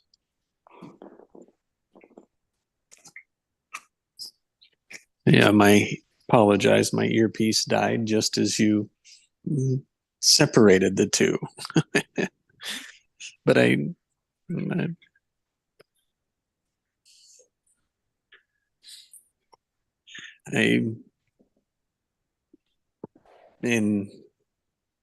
and since they are, I mean, there's part of it that awareness requires the question, right, to explore, which is what intuition can be, is to question, to sit in, to wonder, to be curious and wonder about. Mm-hmm. Yeah. And so, yes, there's that emotion again, is that, curious and wonder about it and look for something different. Then we can, for ourselves, we can gauge, we can begin to learn a difference or not. Yeah. Which is doing something different than we've always done. Mm-hmm. Yes. Yeah. So, Which it kind of comes with. Sorry. You go. You go. No, that's fine. And it's hard for people to actually accept that they've been lied to for 20 years. They rather believe the lie than accept that they have been lied to and do something about it. That means they should tell them, how stupid was I to actually believe that for 20 years, my whole life, or whatever. So they rather go on with it than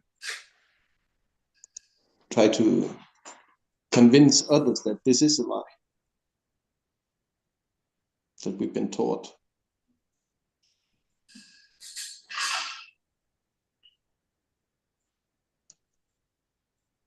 Yeah, you're right on it. Which one's easier, right? Easier and feels better, which is always from the past experience, right? It's familiar. Doesn't mean that it's more effective. It's just more than means that it's familiar.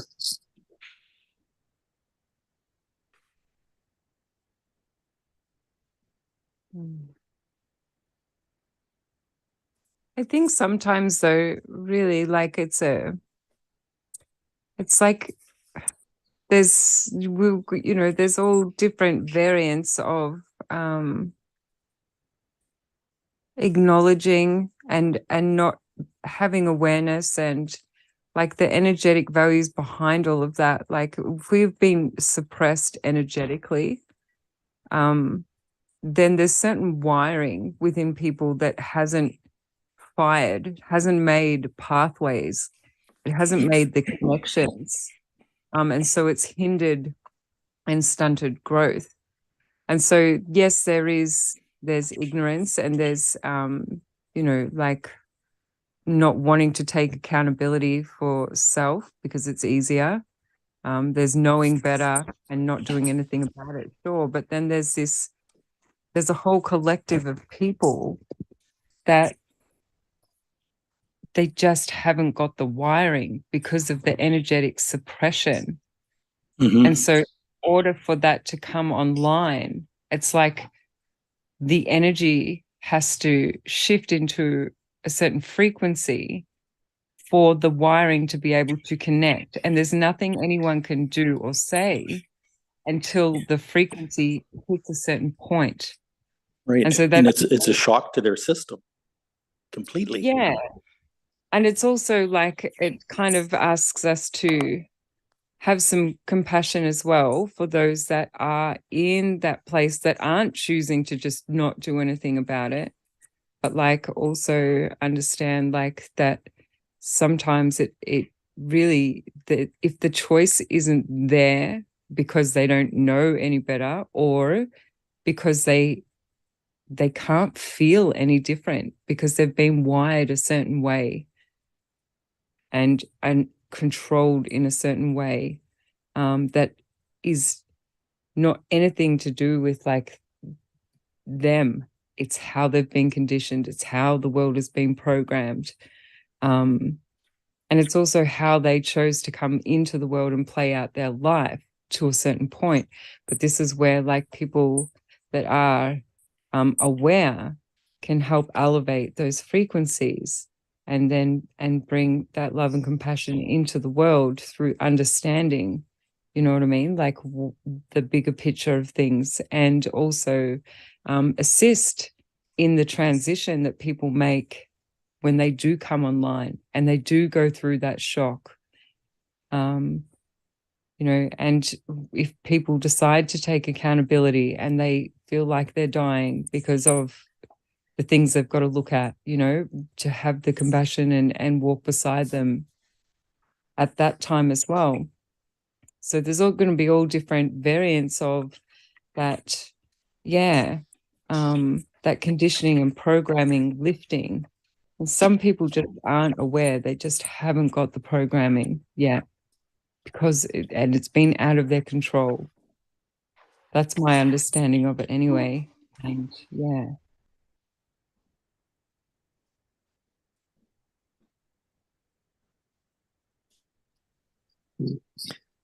So eloquently said. It's like that's all we're here is to help in that, and everyone at their own time and space.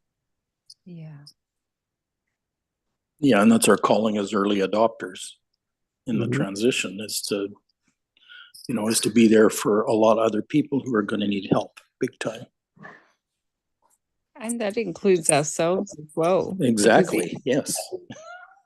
even as pioneers, like it's actually like could be really distressing, and we don't have the manual. We have to use that instinct that we were talking about before. You know, this is all part of it, isn't it? So we're all in the same boat. We're just on different journeys. We're all trying to navigate with things that we don't understand quite yet, or things that we do have an awareness of, but we're just, you know, we're all navigating to where we're at, and yeah. Yeah, I was just looking at my family history, and it turns out this is on my dad's side. My grandmother was the first homesteader within 20 miles of anybody else. So she used to feed the bachelors when they'd show up, and you know, they're trying to make community that way. Can you imagine doing that when your nearest neighbor was 20 miles away? But that's kind of it, you know. Oh, I should mention too, at that time she was a widow as well. So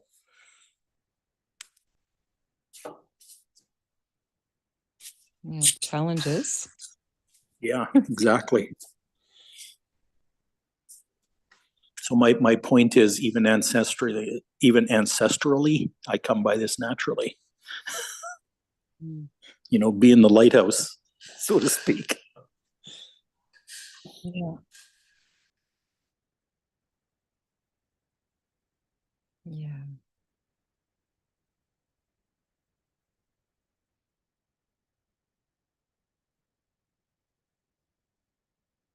All right, I'm gonna sign off, guys. It's nearly 3 a.m. or something here. So Good thank night, you. everybody. Yeah, thank you. Thank you for having me here. Thanks, Jesse. Yeah, Mm, thank thanks you, Ebony, for being thanks here. for being Awesome. here. Get some sleep. Yeah, big love, Ebony. Sweet dreams, homie. Thank you. Have a good day, everyone. Thank you. You too. So,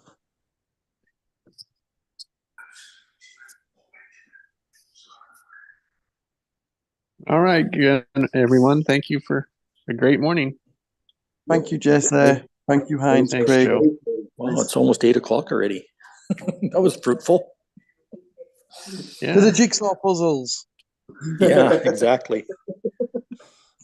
Yeah, Lot and of send me a nuts, picture when everybody. you've completed one. Yeah, I want to see these puzzles you're making. I will. Yeah, I'm taking pictures of all of them. All right, guys. Stay blessed. Thanks. Bye, guys. Okay, bye, guys. Bye. Love and hugs. Bye, Heinz.